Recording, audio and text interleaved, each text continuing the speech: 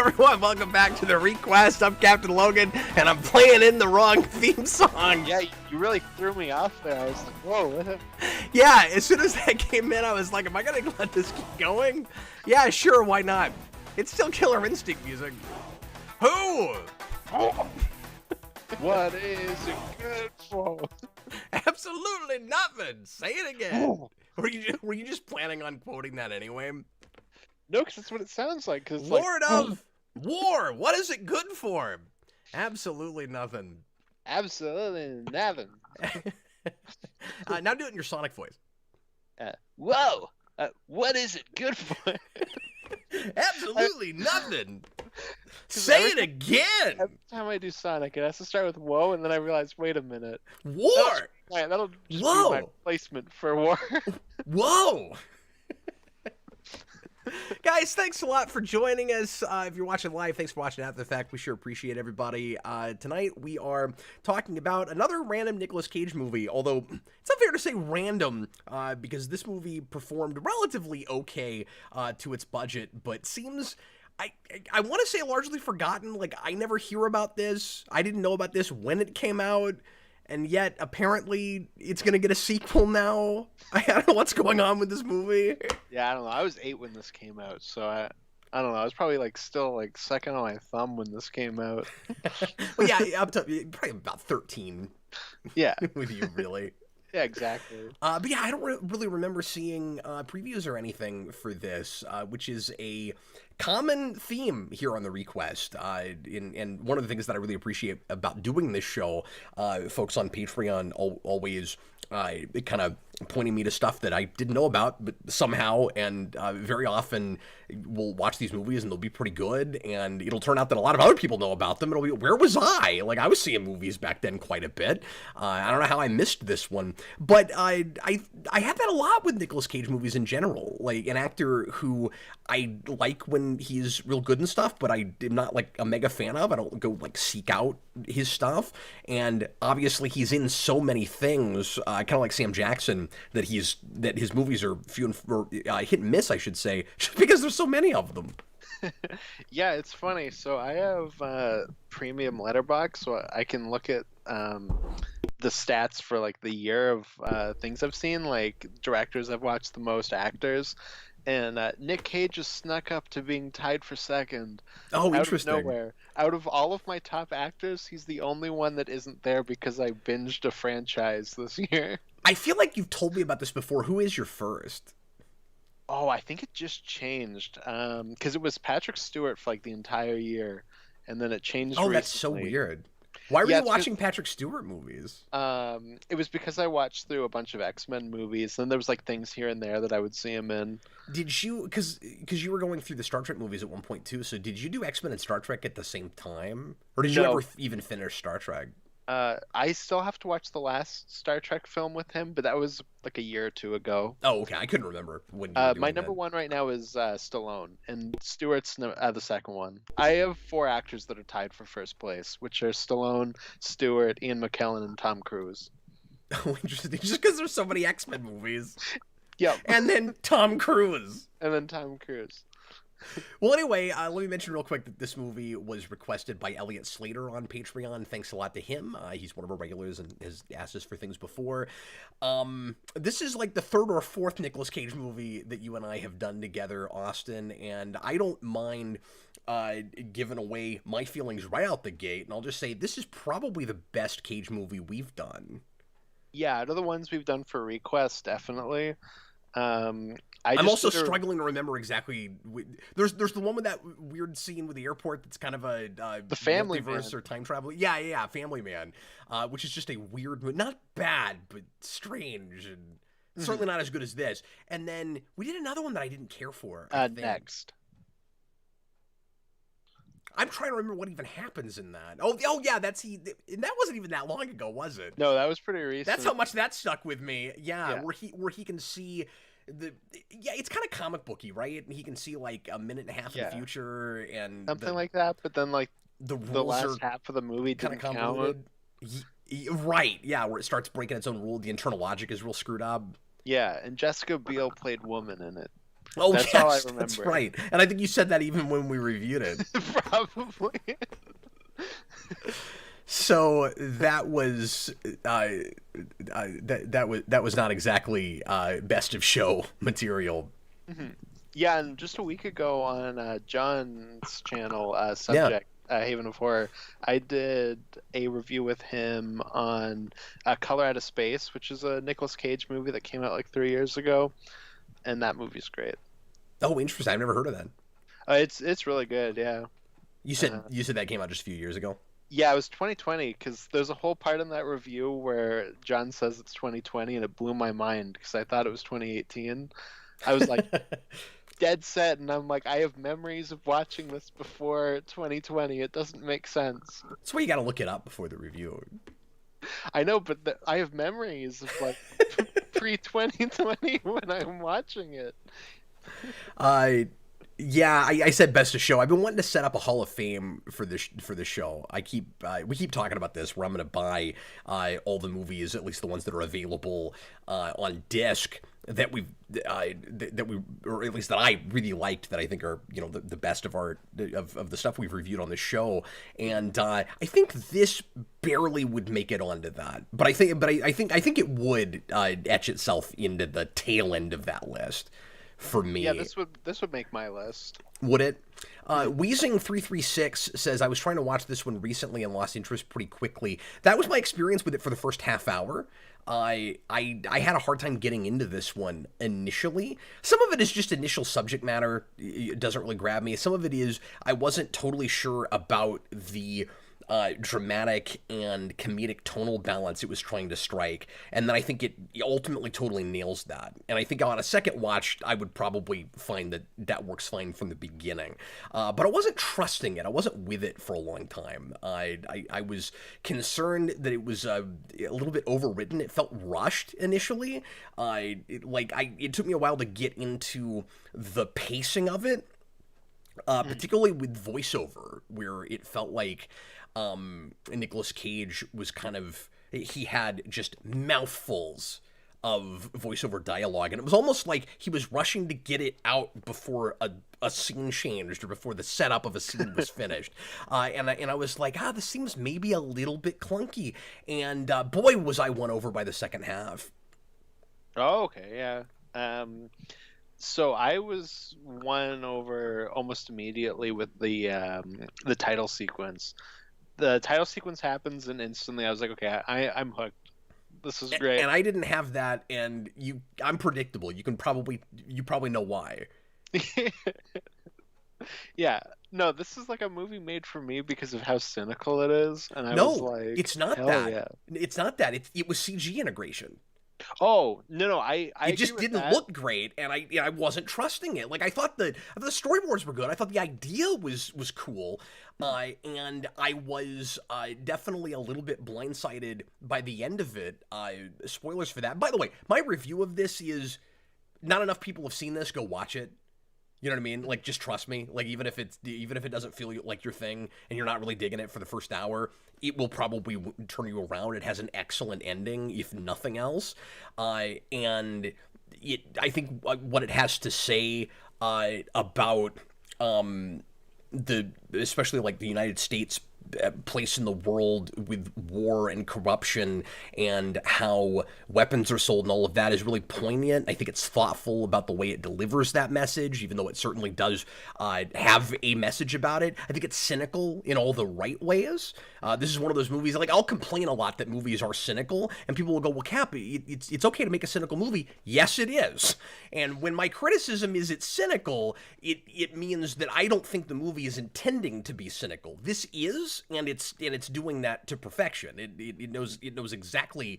It has to be cynical to say what it's saying. It's cynical like a Paul Verhoeven movie. I don't know if you had that. I didn't think of that, but I agree There was with that. specifically a cut where it's like Nick Cage is like, I want to sell weapons, and then we cut to it's like a big shot where it's a tank, and there's women in like American flag bikinis like dancing on top of the tanks, and I was like, this is just a Paul Verhoeven scene. Like this would be right at home in like Starship Troopers or something. Yeah, that's really interesting. I didn't think of that.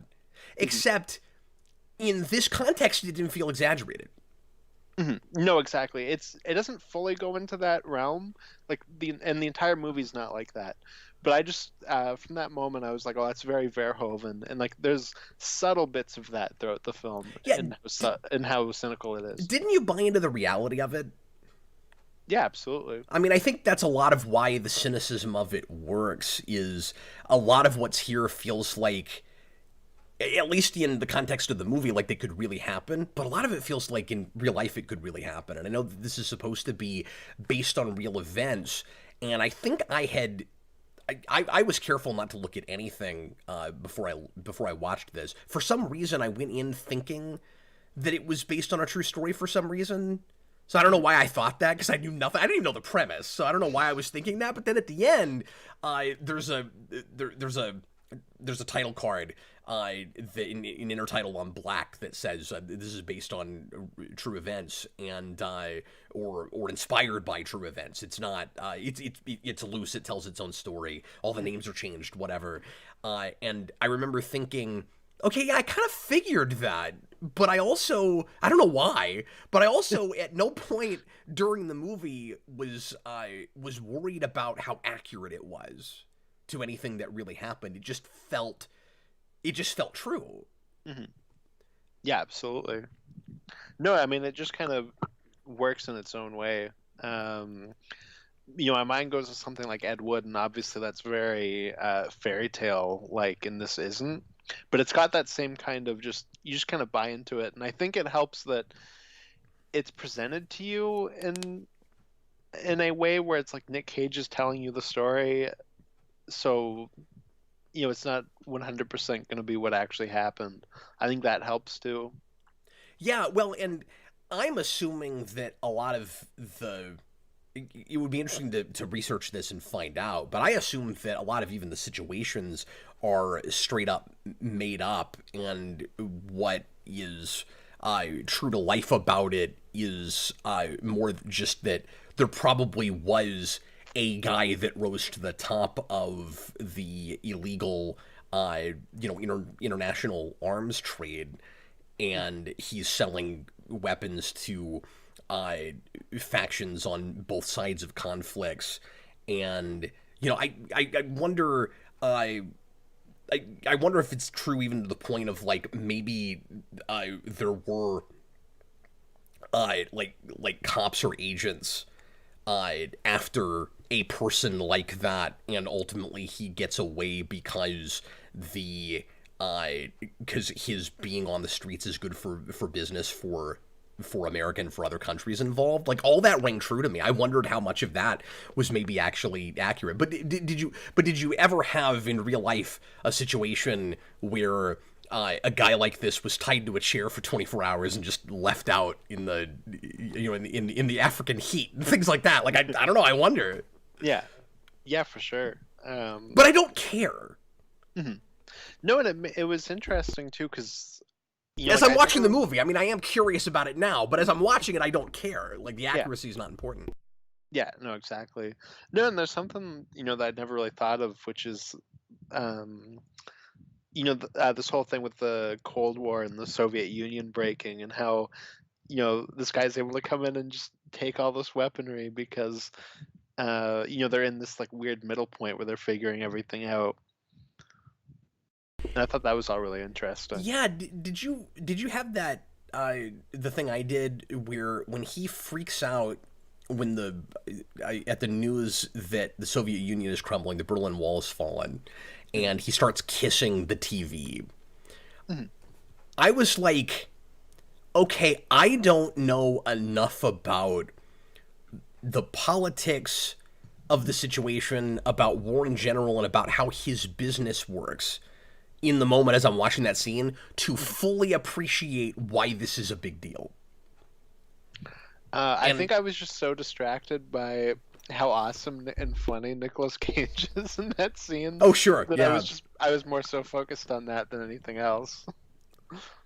Well, yeah, because his wife is trying to tell him about, I think, some achievement that his son did. Yeah, it's that he walks for the first Oh, time. that's what it was. And I couldn't remember at that point how old the kid was. This, by the way, covers a good deal of time. It's very biopic-y in that way. Mhm. And on just one viewing, I am struggling to keep all of the events straight. This is one of those where I wish before we talked about it, I'd seen it twice. And I definitely would like to watch this one again at some point, probably. Hmm. Yeah, definitely. I'd love to watch this again. It was really good. And like I said, if I put my Hall of Fame together finally, I'll definitely buy this one. One of the more impressive things about it to me is I get to the end of the movie and it does the typical biopic thing where it's giving you information about what happens after it, or just kind of general information in the real world regarding it, right? And the text on the screen, out of context, reads kind of preachy, right? It's like, basically, it's the world is screwed because of war and guns. And I should see that as kind of heavy-handed, and I don't.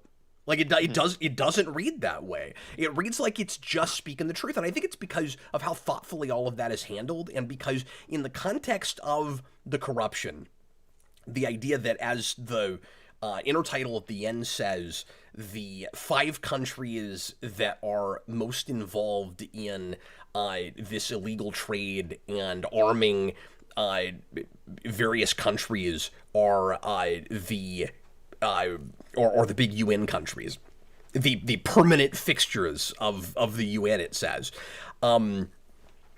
I found myself going, well, first of all, I was like, oh, I guess I didn't know that, but it reads like, oh God, we're like we're all screwed. And in the context of that, our protagonist, I don't want to say he's justified at all in the career he's chosen and in arming both sides of conflicts and all of that, but you can kind of, especially with his background, you can kind of see why he does it, and it's easier to appreciate him because he's in a world that is so absurdly corrupt, and then you go, oh, and it's kind of the world we live in. Like there's nothing exaggerated about it. It reads like it should be, I don't know, like RoboCop on a grand scale or something, and it isn't. Mm-hmm. It's just the way the world is. You're like, well, of course people like that are going to exist. Of course people are going to take advantage of loopholes and all of that. Exactly. No, it's all the corruption's very believable. And I think with that text specifically, what helps is I feel like what we typically do is go, look how bad the situation is, but like, here's some hope. And this movie's like, nah, this sucks. Yeah, and that was, I really appreciate that. Weirdly refreshing to me, and it should have really bothered me. And I mean, it does in the way it's supposed to. Mm-hmm. But I guess I just appreciated that it was candid and blatant about it, and again, still kind of thoughtful in the way it's giving it to us. It doesn't feel like the preaching to the choir thing. It doesn't feel like it's pointing at you as saying, like, see, this is why you would never join the military or buy a gun, or like, it isn't that. It's just kind of laying it out. No, it's just going like, hey, I bet you've never really actually thought about our place in the world stage. You probably never considered this, right? Mm-hmm. Yeah, exactly. Mm-hmm. And I mean, that is a big thing that people have when they don't, fully think about all of the stuff together. Yeah. And how easy it is to get disassociated and out of touch and not appreciate the details and the milieu of what's of what's going on with third world countries and that kind of thing. Where, like, I loved when it gets into. By the way, the voiceovers are wonderful, and you need them. It's narrated like almost noirish, and like, internal monologue in setting up like chapters of a novel or something. And at first I questioned it, and then I decided, no, we need these. I'm really glad this is here. His whole speech about Africa and all of these tribes that call themselves freedom fighters and have a name that sounds real noble, but then they're all like massacring each other and they're not actually noble. That all rang true. And again, I appreciated how candid it was, and I liked that it said like the majority of them are not at all noble and they're just at each other's throats. Which suggests that it's not like everybody in Africa is terrible, but there is a lot of that going on. Mm-hmm. No, that was like a film equivalent of the George Carlin bit where he says, "Firefighters fight fire, crime fighters fight crime. Who do freedom fighters fight?" Yeah. Oh yeah, that's great. Yeah. No, it's really good. Yeah, like I don't think this movie is. It doesn't feel like it's pulling its punches, I guess, is the point I'm making. And it's not saying any one group sucks. It's just saying we all kind of suck because we're all corrupt and. Sorry, not we all. Everyone in power sucks. Yeah, and there's an infrastructure. I think that's a lot of what this is about. Is that the people in power are comfortable with this because it was that way when they got there. Mm-hmm. A lot of it. Yeah. Or you took over a place that was nice. Yeah, in terms of some of the Africa stuff. I was talking about the freedom fighters. Yeah, well, and I certainly don't want to talk how to turn around on the other side of my face because a lot of this topic is not something I've spent enough time with, and so I'm not super qualified to speak on this topic, so I'm just reviewing a movie that I saw. But what little knowledge I have, I felt like it all very much rang true. Mm-hmm. Well, and this is very much like a thing that we were doing at this point, right? Like this is around Hotel Rwanda. Yep. I think Blood Diamonds maybe like a little bit after. Yeah, and I've never seen either of those. They're both good. This one's I think is more cynical than both of those movies. That's what I mean by like there's no real like little bit of hope that I feel like at least Blood Diamond has. It's been a long time since I've seen Hotel Rwanda, so maybe that doesn't have that, but it's been a long time. Well, and I read that the main producer with this movie couldn't get anybody in Hollywood to put any money up for it and had to go elsewhere. And interesting. That makes a lot of sense. I mean, yeah. It's weird because like I had the opposite feeling about it the second hour that I did the first, where initially I was like, this feels like a movie that's kind of trying to be edgy and cheeky, but there was something about it that struck me as real standard Hollywood sensational, and then it isn't that at all by the second half, and I decided that what I was picking up on was simply competence and professionalism in its filmmaking. I think that's all it was. Yeah, there was a moment. I'm trying to think of what it's near the end when they're doing the meeting. Nicolas Cage and Jared Leto.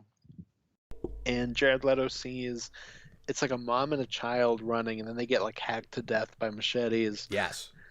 And I was like, like there's so many just like little moments here and there sprinkled throughout that should feel really edgy, and they just don't for some reason. It just all works. Oh, okay, yeah. You mean like edgy, right? You mean like sensational? Because that all just felt real. It felt like it was. Mm-hmm. Well, yeah, and you're seeing almost documentary footage or something. Yeah, well, and by edgy I just mean like, I'm trying to think of like a better word. Just like trying to be shocking. Trying too hard. Edgelord before edgy, right? Like. Yeah, exactly. Mm-hmm. Yeah, like I think it's edgy in the right way, like where it's just it's just not things like that try way too hard, and I don't think that this did. No, which I was really surprised by. Mm-hmm. No, it all felt natural. Like you said, you feel like you're really seeing this. And at the same time, it's a really good fiction. It's got a good character study at the heart of it. It's a protagonist who it's one of my favorite kinds of stories. It's the traditional protagonist who refuses to change and has to deal with the consequences and the fallout of that. And at the end is still unapologetic about that. I saw Nicolas Cage's character in this as a weird combination almost of Walter White I and, knew and Walter Saul White was Goodman. coming. Like, but he's also Saul Goodman. He's both of them somehow. Like he has the same ability, the same skill set as Saul Goodman. Like he's a good con man, but he has the motivation of Walter White, where by the end, like he's not full on completely lacking in any kind of empathy exactly, but he really doesn't care about anybody but himself by the end of it, and all he's in it for, well, I mean, certainly money, but he's good at it. I mean, he's just like Walter White in that way, where he keeps going with it. He becomes addicted to it because he finds out that he's good at it. And when he does try to go straight, not that Walter White ever really does that, but when this guy tries to go straight, he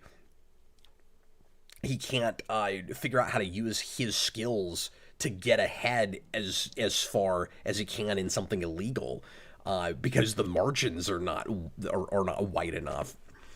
And but it was weird feeling like I was seeing kind of a hybrid of those two characters. And he's also, tell me if you had this, he's Justin Hammer if he's competent. I was gonna mention Justin Hammer. Yeah, no, absolutely. Yep. And he's got a little bit of a Sam Rockwell thing in his performance.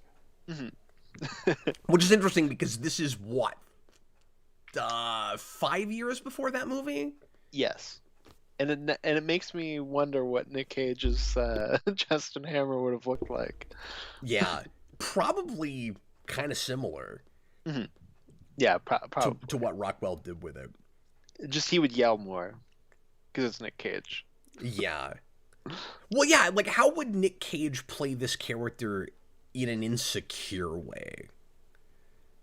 You know? Because that's what Justin Hammer is, right? Like he's trying to look as competent as a Tony Stark or as like this guy.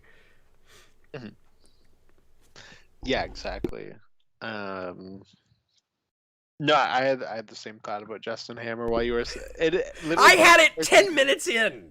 It literally just occurred to me when you said Walter White. I was like, there's some Justin Hammer in him too. You know, another movie that suddenly comes to mind that I wasn't even thinking about while I was watching it, it reminds me a little bit of Wolf of Wall Street. Oh, okay. I've never seen Wolf of Wall Street, so that is probably technically a better film than what this, I know about it. Yeah, I mean, I've heard that's like a masterpiece.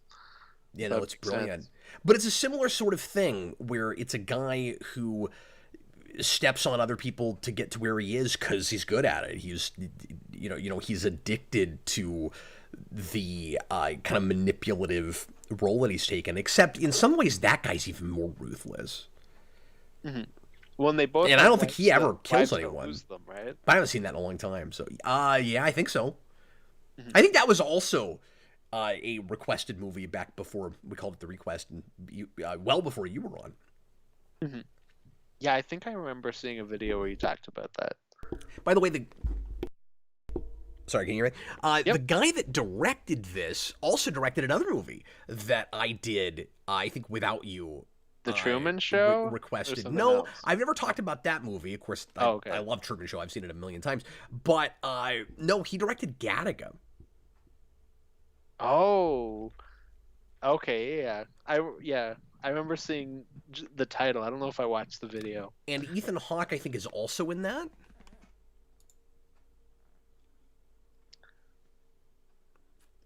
If memory serves. So I think that's why he's in this movie, because the director has worked with him before. This is directed by Andrew Nicole, and I'm just gonna check and make sure I'm right about that with Gattaca, but I'm pretty sure he's in that. Yeah, Ethan Hawke and Alan Arkin, Jude Law, Uma Thurman.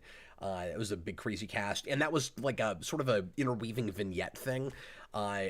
I don't remember that movie super well, and it's really weirdly organized and difficult to keep up with, but I'll probably watch that again at some point. The guy that, I can't remember who it was, the guy who requested it actually sent me the disc in the mail, so I have it. I'll have to watch it again. Oh, so it just is on the Hall of Shame, of Hall of Fame. Sorry. Yeah, I mean, just because somebody sends it to me doesn't mean it gets on the Hall of Fame. It'd be pretty funny if I got one that I don't think is good enough to go there, so I own it, but it has to live somewhere else than where the requests Gotta go. find an apartment. Speaking of people that are in things, Yeah. do you know who his wife is in this? I didn't look her up, but I didn't recognize her. So there was something about her. I was like, I've seen this woman in something, and I'm going to assume that it was probably my brain tricking me, but she is from something you and I both know pretty well. She's John Wick's wife. Oh, weird. But, you know, she Yeah. gets so little screen time. She gets so little time that there's no way that I actually recognized her from that. Yeah. But You could I have thought that watched was this interesting. movie 6 times in a row and never figured out where you knew her from. Yeah, exactly. But I have that with like every actor that I see that it is somebody I don't know, so it was probably nothing. She's an iRobot, which I have I never saw it liked, once. and I think I did a request for. I think somebody asked for that at one point. Again, before you, I'm pretty sure. Actually, I've never fully watched it. I think I've seen part of it. I still don't It's like not it. very good.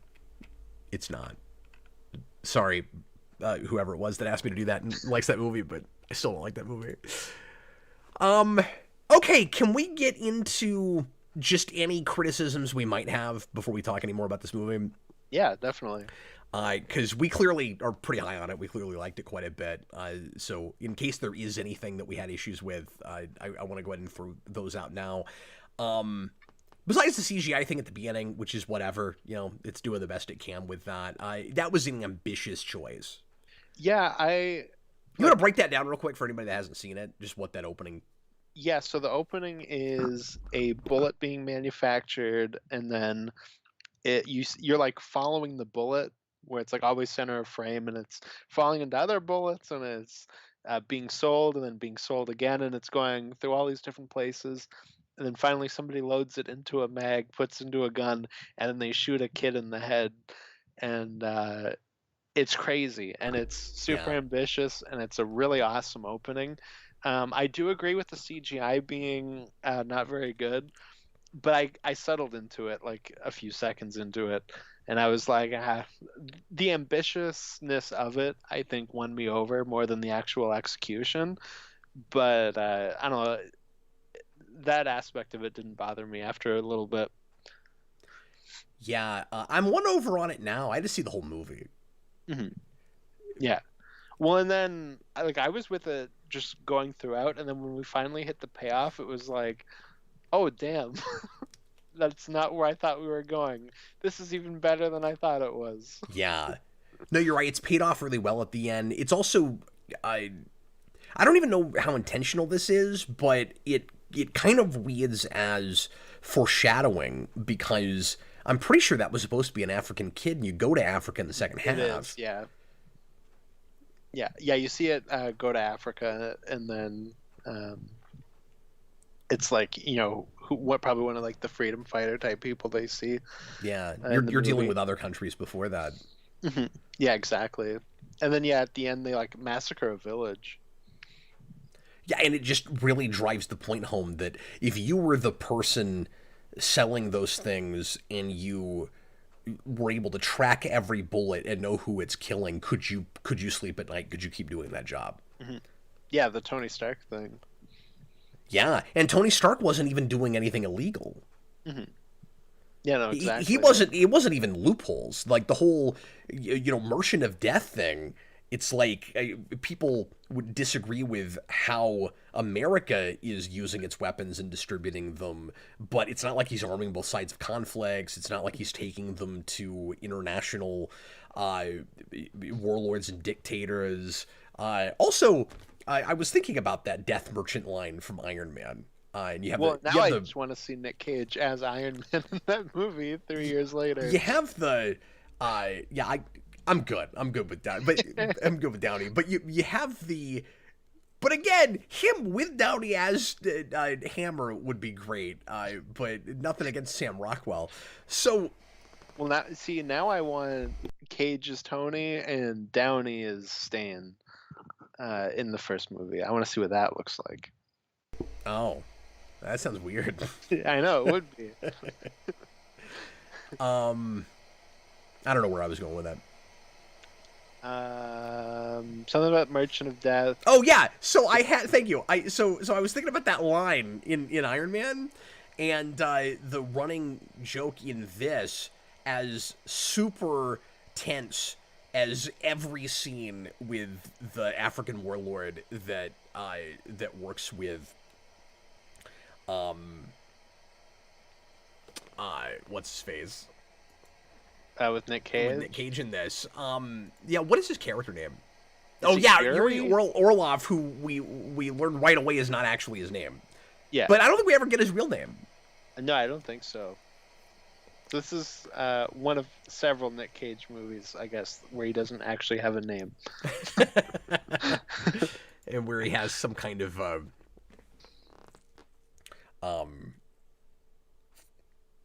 what do you call it? This is one of those movies. We do this a lot with con artists, where you have somebody that has like several different aliases, and you never actually know what the real name is, which is kind of a trope, but it works. Yeah. And then you also have the obligatory agent that's running after him, that's become obsessed with him. Like like Yuri becomes his obsession in the same way that selling weapons is the obsession for Yuri. But like that all with Ethan Hawke, but that all kind of rings true also. Reminded me a little bit of something like Catch Me If You Can, which is a very different situation. But yeah, and I thought he was going to be one of the main characters, because when I looked it up, it was like starring Nick Cage and Ethan Hawke. He's only in a few scenes. Yeah, I was surprised by how little he's in it. But anyway, let me get back to the point I was trying to make like 5 minutes ago. So you have this great running gag with the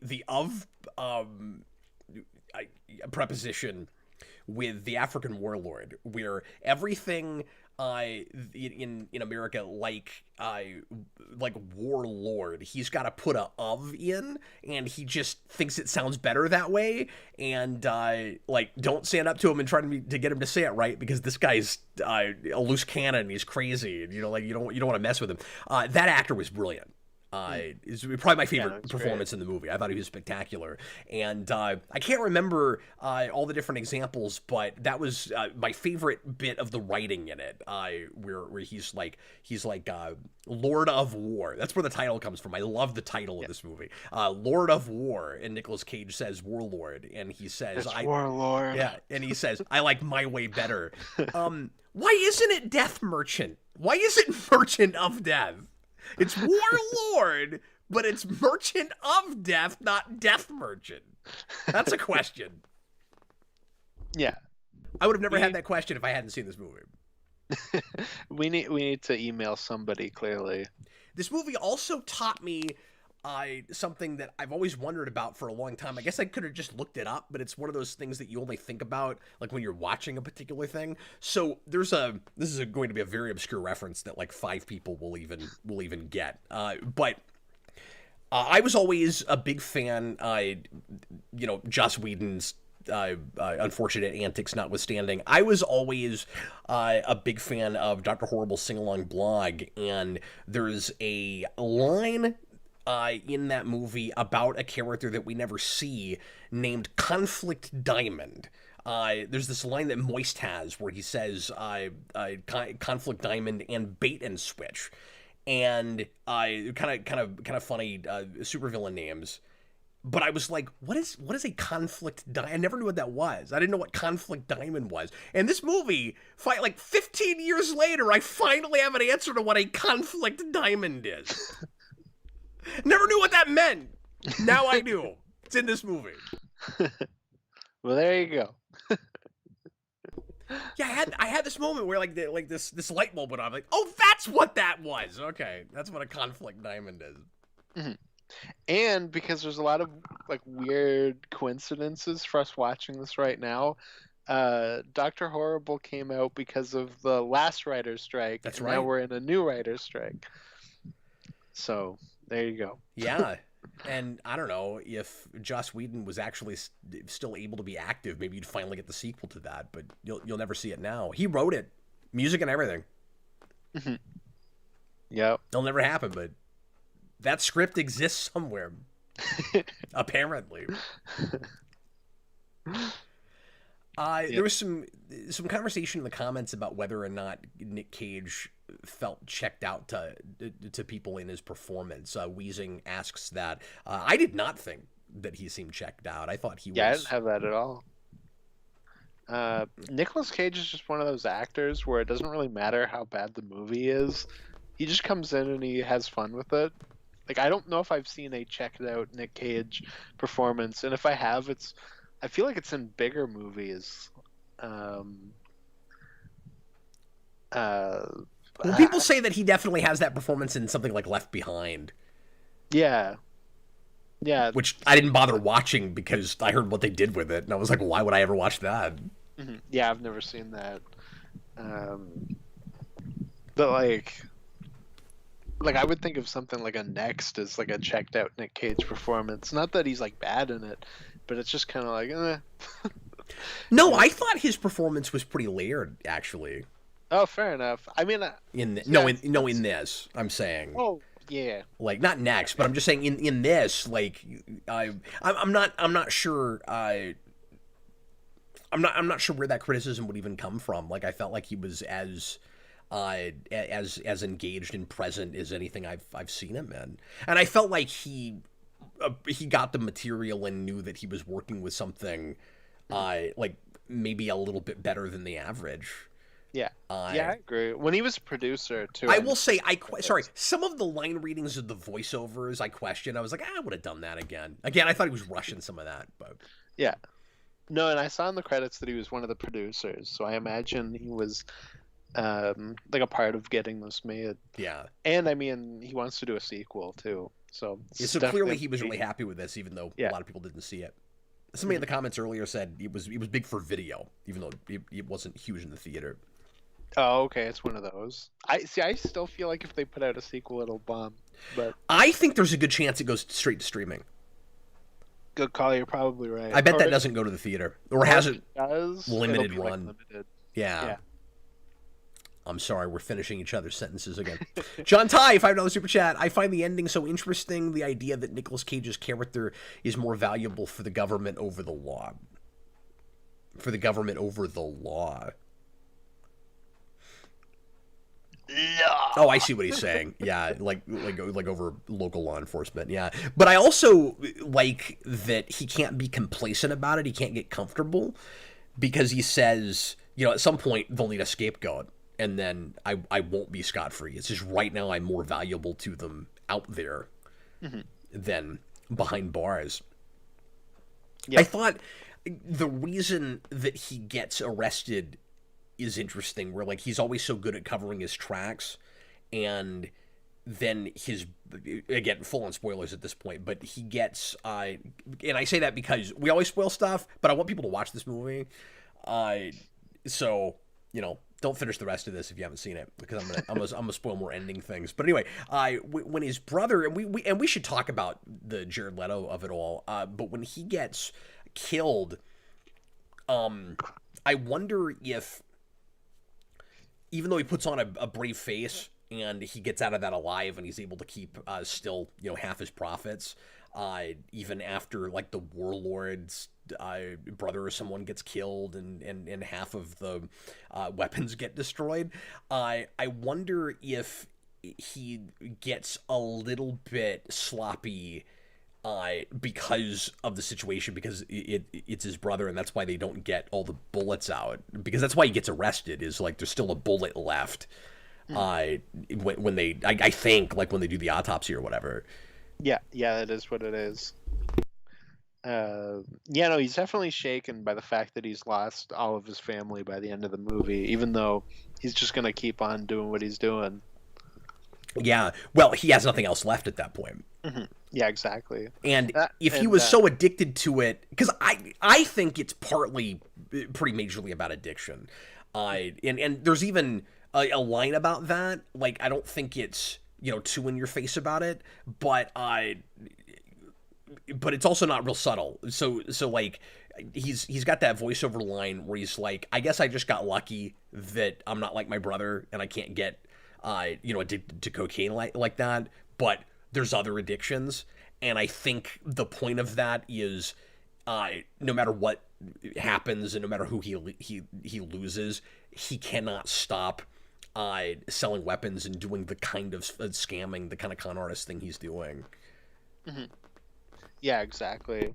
Yeah, and one of my favorite lines in this, because there's him constantly talking his way out of stuff, is when his wife leaves, and he has the description of her where he's like, she looked at me with the exact same look I gave to all these law enforcement people throughout the years, and lied straight to my face. I thought that line was really great. That was one of the best lines in the movie. Yeah, no, that's a good call. However, so like 15-20 minutes ago I said let's get into some criticisms, and then we didn't. And then we did. the big one I wanted to throw at it is I didn't, and maybe I'll feel differently on a second viewing. The one thing that I didn't quite buy, that didn't really ring true to me, was the way his wife reacts when she finally finds out everything that's going on. And I think it's just because of the direction that the movie I thought was leading me, like where I thought it was going to go. So like it's not bad because it went in a different way. It's just I thought it was communicating something. It turned out that it wasn't. So after he gets married to her, we're making a really big deal out of how she's ignoring obvious signs that he is in the middle of something highly illegal and probably dangerous, because she's used to the lifestyle that he has been able to give her. She's referred to in places as a trophy wife. I do really like her speech toward the end about how she's never actually really accomplished anything, and the only thing that has gotten her anywhere in life is her looks, and she feels like she doesn't even have that very much anymore. It's a really depressing speech, and that moment is really good. But before that, when she, and like it's well acted, it's well written, I just don't know if I buy the direction it goes in.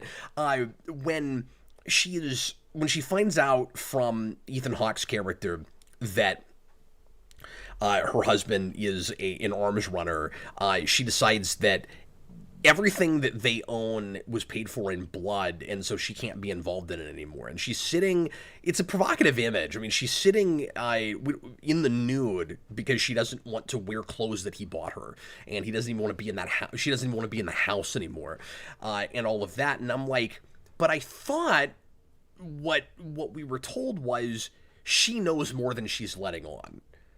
Like, is she that surprised though? So I didn't really have an issue with that. I think it's just that thing where she's seeing hints at this and then going like, I don't want to believe it, I guess. I don't know. Like, I'm not going to put all the pieces together because I'm sure my husband's on the up and up, I guess.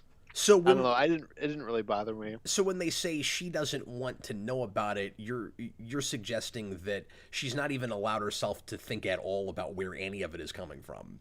Mm-hmm. Yeah, it's like that kind of ignorance thing. It just seemed like they were playing her, like smarter than that. I thought she was gonna find out and try to act fine with it. That's where I thought all that was going. Mm-hmm. Become like his Vanessa. Yeah, and that maybe it would be like his brother, where when she did get too close to it, it would be more than she could stomach. Mm-hmm. But that's not how they played it. And I don't know, I was a little blindsided by that. It also bothered me that, and this is a minor thing, but it also bothered me that she brought her kid with her when she went and found his arsenal. Oh, I mean, it's hard to find a babysitter at short notice. Yeah, I know, but that's like a really dangerous situation. And then and they do have the trope where it's too easy to get into something that's like password protected or that has like a number combination. Mm-hmm. I did think it was tragic. Again, the writing is really good. I did think it was really tragic that he put all of that behind his son's birthday, just really twist the knife for her. Yeah. But she gets in the padlock, right? She puts in his birthday and then gets into his storage unit, into his arsenal. And then she just leaves the kid outside while she's looking at everything. And he's not there for very long, but I'm like, this really dangerous, potentially dangerous situation. What are you doing with your kid? She just seemed like a really terrible parent in that moment. Well, you see, this will be followed up in the second one because it's going to be about him and his son. So. I know, and that bothers me. And again, in the way that it ought to, like, that premise is fine. I want to see that kid grow up and become a Lord of War. Grow up to be Pennywise selling guns. Yeah, it's that actor. It sounds like that movie's gonna get made. Mm-hmm. It's supposed to shoot this fall, but I don't know if anything is gonna shoot this fall. Yeah, probably not. but no, I feel like that'll probably happen. We're in a Nick Cage essence right now. Yeah. So no, as long as at some point the strikes and Hollywood's able to actually continue forward, yeah, that movie will get made. Mm-hmm. But I think it'll be on Netflix or something. Yeah, possibly, or limited theatrical run. Like I said a minute ago, I really like the title. I like the distinction between a warlord and a lord of war. Mm-hmm. And, that's kind of a term made up for this movie, and I don't think that the African warlord is a dictator is actually making the distinction himself or doing that on purpose, but it kind of naturally creates this division between those terms. Like a warlord has picked a clear side, and a lord of war lords over war, doesn't pick a side, arms everybody. Yeah, there's that great bit, I'm trying to remember exactly what the line is, but it's near the end. I can't even remember. There's a line about how like smart people aren't actually in the fight or something like that. I can't remember exactly what it is. I think it's in the ending narration where he sums up that point. Yeah, I don't remember the exact line either, but you're right. That is in there. And the most cynical line of the movie that really spoke to me, where I was like, I mean, I can't argue with that, but I want to. It's almost like, I don't mean to compare everything to this, and it's not the same thing, of course, but it's almost like, you go back to Dark Knight, you don't like it when you're ever agreeing with anything the Joker says, but there's places where you can't help but agree with him. You know what I mean?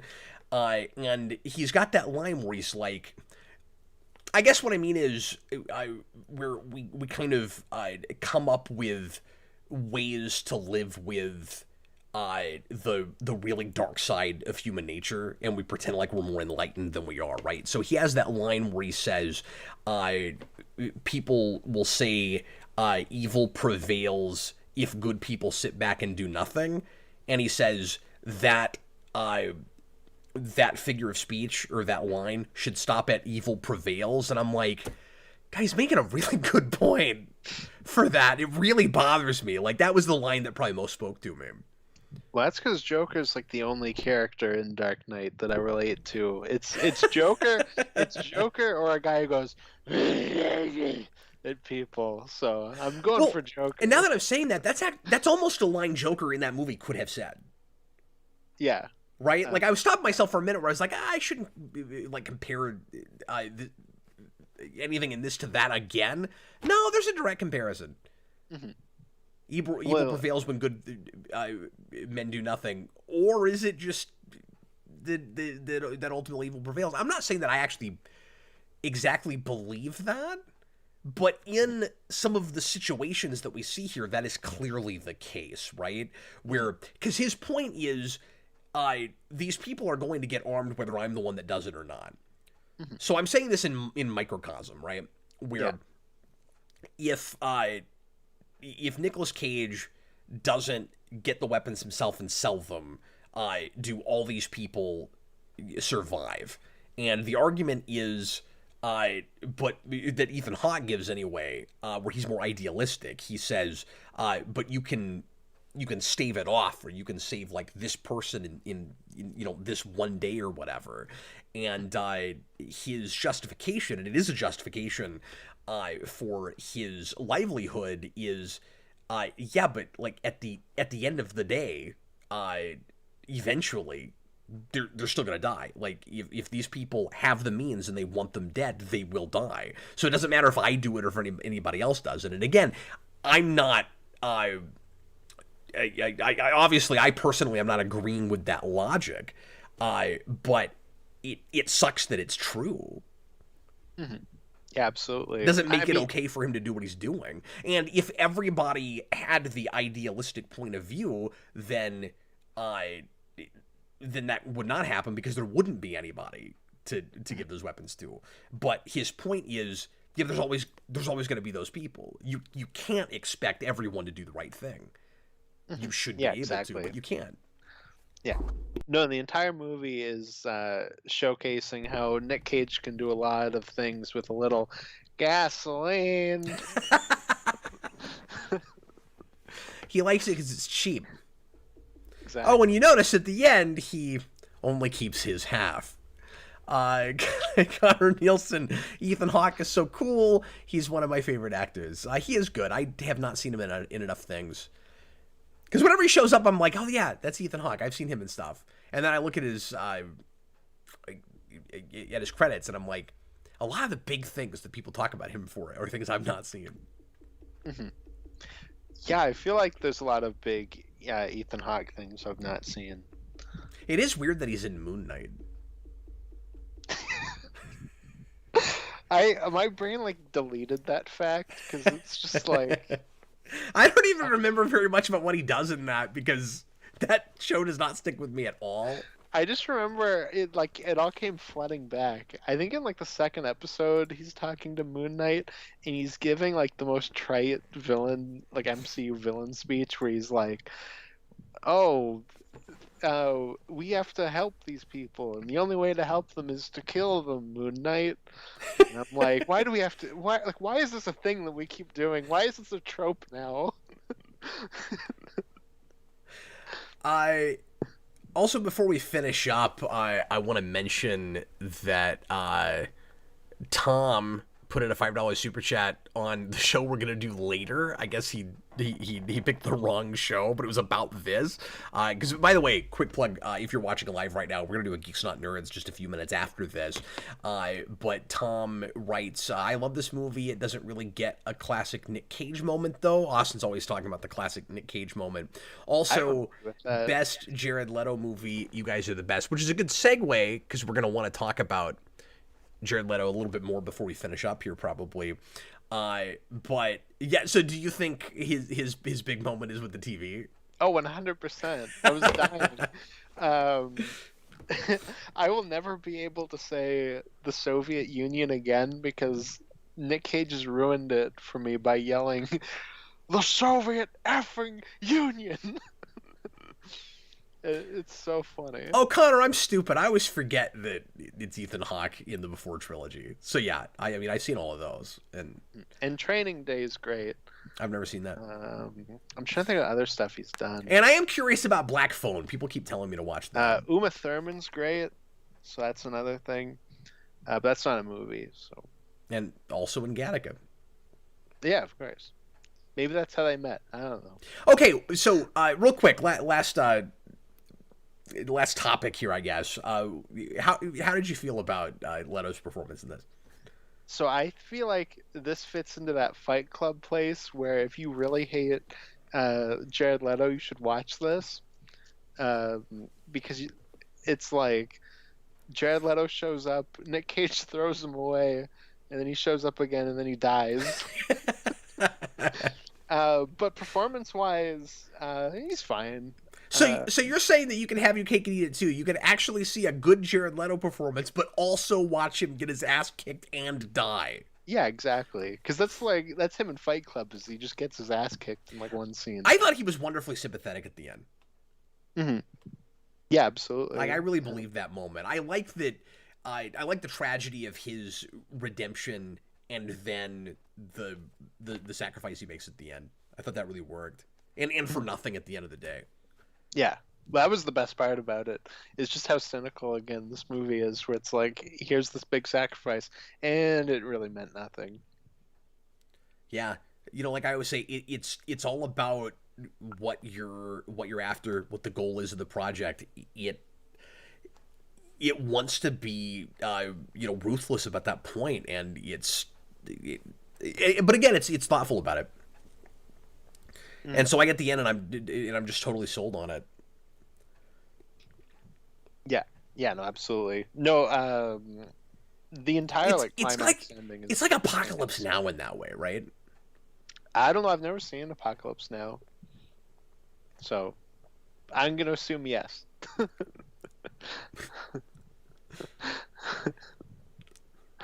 Well, you just trust me. Yeah, I'll get on that. I don't ever want to watch that again because it's far too depressing for my taste. But so I'll probably love it. And much longer than this, but oh, okay. Oh, is that like a 3-hour movie? It's very long. Or at least it felt very long. And I think there's multiple cuts. Yes, I think so. I think I've heard that. But anyway, we're at an hour and we've got another show to do. Anything else that you can think of that we haven't brought up that needs to be talked about? Oh yeah. One of the funniest things watching this now is that there's one scene when Nick Cage is looking at a gun, and he's like talking about how AK-47s work and how like they're the big gun, and they play the Dracula theme from the original Bela Lugosi movie, and he just got to play Dracula this year, and that's the same director as the Lego Batman movie, and it does the same thing that does, where they like recreate scenes from older movies, like with the Lego Batman movie. It's all the movies, but with Renfield, it's just that original film. Oh, interesting. So this year, I got to see him do a scene to that music and recreate scenes from that movie. So. And we got the announcement that they're doing a sequel to this also this year. That's some weird coincidence, folks. Yeah, and it explained a thing to you about Dr. Horrible that happened during the last writer's strike. So there's a bunch of weird coincidences. Something clearly is going on here. Yeah. This movie might be the answer to all of life in the universe. I don't know. It's definitely the answer to the rise and fall of Hollywood at the very least. Like I feel like we need to make a wall that has all of these different things like push pinned in with a bunch of string attached all across, and it'll lead us to Pepe Sylvia. It'll connect us to something. Yeah, absolutely. There are at least two, speaking of like incidental tracks, which is, by the way, what the Geeks on Nerds tonight is going to be about. That might be a 15-minute conversation after this, but that's what we're going to talk about tonight, is incidental music in movies and when we find it effective and when we don't. There are two, at least, two that I noticed, tracks in this movie that will be used again in just 4 years in Watchmen. And oh yeah, I forgot you told me that. Yeah, so you got Ride of the Valkyries, which is honestly kind of a mulligan because that's in everything. Like that's also in Apocalypse Now. Like that's in, which is why it's in Watchmen, because he's ripping off Apocalypse Now there, and it's Vietnam, so of course. But it is a little bit suspicious that and Hallelujah, and I think the same version. No, that it wasn't, because I was wondering if it would be the same one. Is it not the same version? It's not the same version. Okay, but it is.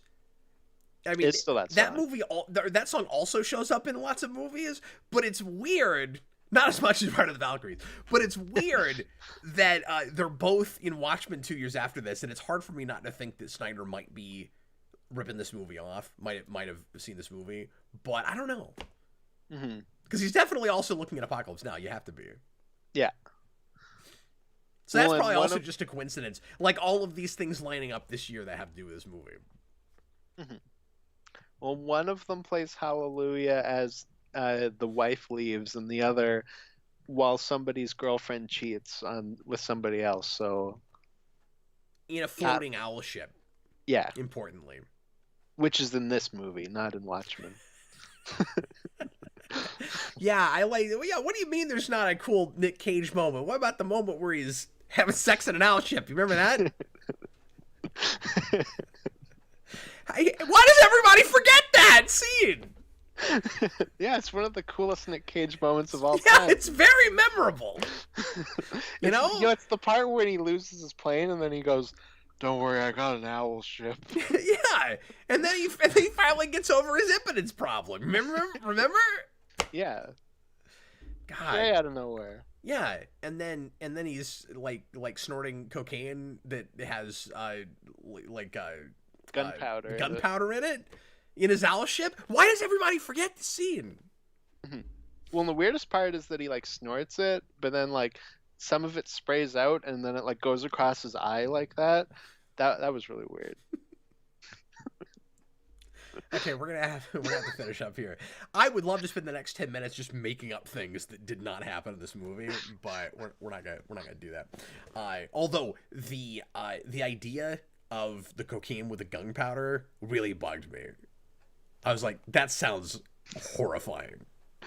I just thought it was really funny. It reminded me of in high school I wrote a skit about this product you could buy because you always snort cocaine and there's glass in it, and this product will help it so there's no glass in your cocaine. So it made me think of that. Wow, you lead a different life than I do. Yeah, pretty much. Well, anyway, folks, we sure appreciate you being here, and we're going to go ahead and get going, but thanks once again to Elliot Slater for the request, and if you would like to make a request, you can go to patreon.com/geekvolution. The $15 tier makes that possible. You can ask for a movie, a pilot for a TV show, or for a short 4-6 issue stint in comics. We've made exceptions to that before, but that's kind of what we're hoping for. Next time, hang on, I need to pull up my Google Doc just real quick because I don't remember the name of this. Speaking of TV shows, we do have a pilot for a show next time, and it's a thing that I don't know anything about at all, which is pretty par for the course, really. Very cool. Yeah, you sent me the list a little bit ago, and I can't remember anything. So I'm a fraud, really. I don't know why anybody cares about what I have to say. But Jeff Niederhofer asked for the first episode of a show called Puppets Who Kill. I've never heard of that. I don't know what that is. It sounds cool. It does. So we'll take a look at that, and usually if we can, we'll also watch the second episode just to get a feel for the show, because sometimes when you do a pilot, you don't have quite enough to go on. It's sort of like comics, where it's always best to read the first 2-3 issues. So, we'll do that if we're able to. Anyway, thanks a lot for watching, everybody. We sure appreciate you, and we'll see you again next week. Stick around if you're so inclined. You want to stay up late with us and come back for Geeks Not Nerds. We're going to talk about incidental music in movies, and we'll do rants at the end. I am Captain Logan, and this is Austin. The day goes. I'm pissed. Hallelujah. Bye, folks. See ya.